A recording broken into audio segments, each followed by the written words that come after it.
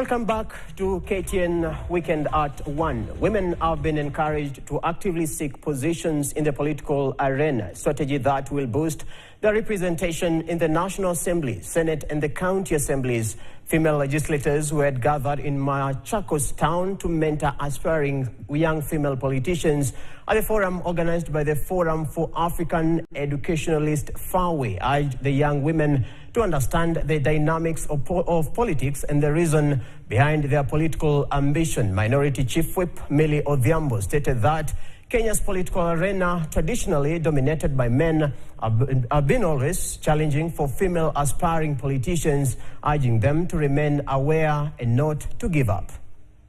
There are many lessons that we've learned.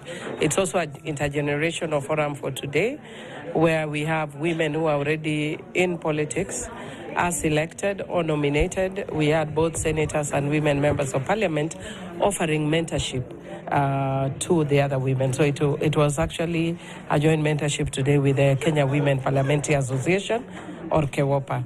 And one of the core things that we told the women is that, one, you need to understand who you are before you get into politics. The politics of Kenya is regional based. So you find yourself wondering, so yes, am I this side or am I this side?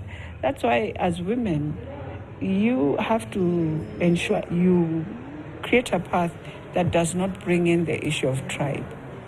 And make sure you are tribeless, you take care of everyone, regardless of their tribe. Moving on, the Kenya National Private Security Workers Union Secretary General Isaac Andabwa now wants the new cabinet